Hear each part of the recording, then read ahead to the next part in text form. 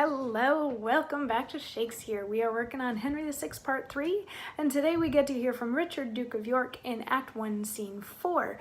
But yesterday we were in Act 1, Scene 2, and just a quick recap of the stuff that has happened up until then. The Duke of York, Richard the Duke of York, has finally come out and said, no, I want the crown, and Henry was being really wishy-washy about things, and Henry was finally like, okay, I'll live out the rest of my life, and then when I die, you and your family can have the crown. And Richard's like, yeah, okay, I can make that deal. And Richard's like, but you can't kill me in the interim.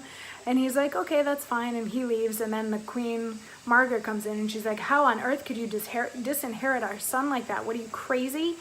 And so she divorces him and goes to muster an army so that she can overthrow King Henry. But she also really doesn't like the Duke of York because it is his family that is going to be taking the crown. So she wants to get rid of the Yorks so that her son, Edward, can become king.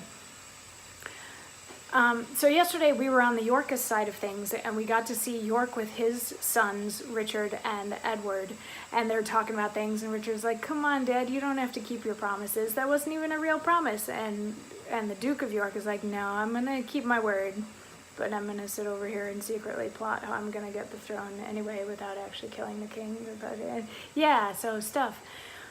And then a messenger came in and said that the Queen was there ready to lay siege to the Duke of York's castle. And they're like, oh, pshaw, it's a queen. We can take her, even though the odds are 5-1 against us. Like, whatever, it's a queen.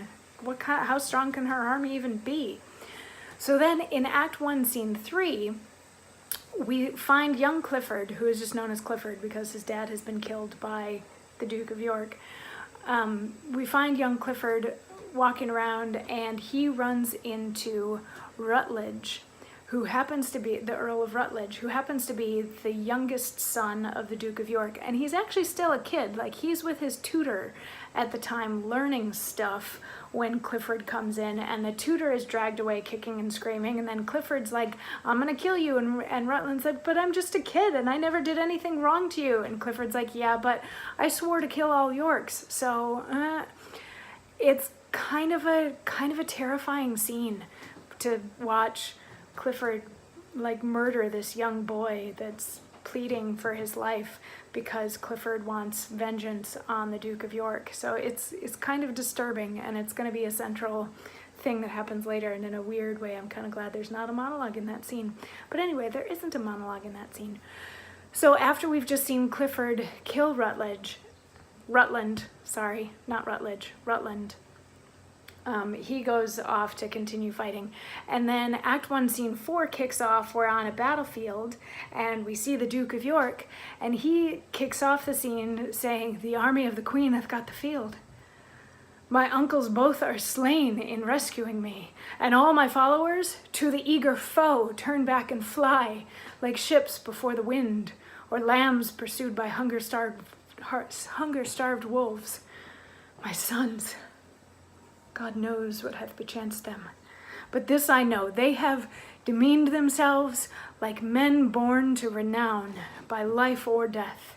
3 times did Richard make a lane to me, and thrice cried, courage, father, fight it out.